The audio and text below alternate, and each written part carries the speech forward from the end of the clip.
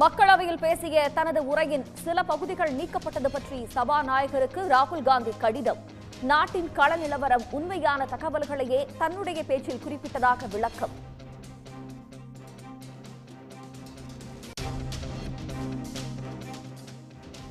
இளைஞர்களுக்கு வேலை கிடைக்கக்கூடாது என்பதற்காக அரசே வினாத்தாளை கசிய விடுவதாக அகிலேஷ் யாதவ் குற்றச்சாட்டு. நாடாளுமன்ற தேர்தல் முடிவுகள் மதவாத அரசியலுக்கு முற்றுப்புள்ளி வைத்திருப்பதாகவும் அதிரடி.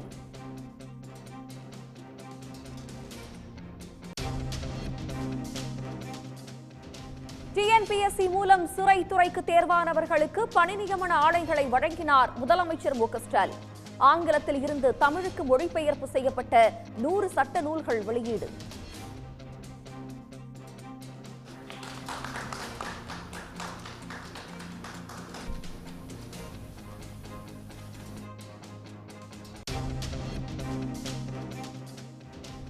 மதுரை கோவையில் அமையவுள்ள மெட்ரோ ரயில் திட்டம் குறித்து ஆசிய முதலீட்டு வங்கி அதிகாரிகள் நாளை நேரில் ஆய்வு.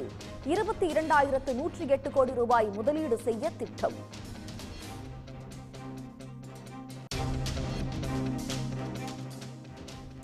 கூடலூர் அருகே பழங்குடியின மக்கள் மறியல் போராட்டம். காட்டு யானைகள் கிராமத்தை முற்றுகையிட்டதால் அச்சம்.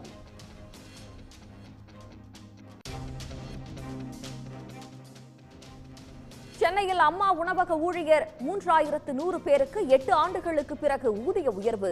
தினக்கூலி 300 ரூபாயில் இருந்து 325 ரூபாயாக உயர்த்தி சென்னை மாநகராட்சி நடவடிக்கை.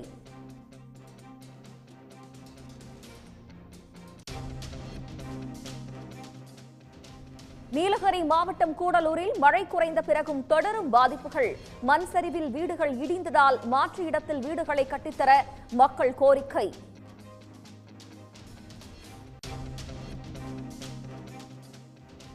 குருவாயூர் கோயில் யானைகளுக்கான புத்துணர்வு முகாம் தொடங்கியது.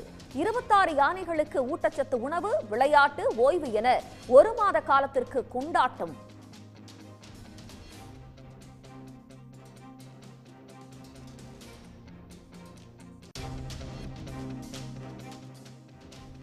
கனமழையால் திரும்பும் திசையெல்லாம் வெள்ளக்காடாக காட்சியளிக்கும் வட மாநிலங்கள்.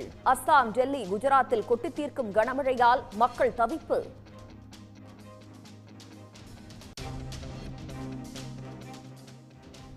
பிஎஸ்என்எல் தொலைத்தொடர்பு நிறுவனம் கட்டண குறைப்புடன் புதிய திட்டம் அறிமுகம். ஜியோ, ஏர்டெல், வோடோபோன் நிறுவனங்கள் கட்டணங்களை உயர்த்தியிருக்கும் நிலையில் வாடிக்கையாளர்களை கவர பிஎஸ்என்எல் திட்டம். உடனுக்குடன் செய்திகளை தெரிந்து கொள்ள சன் நியூஸ் பெல் ஐகானை கிளிக் பண்ணுங்க.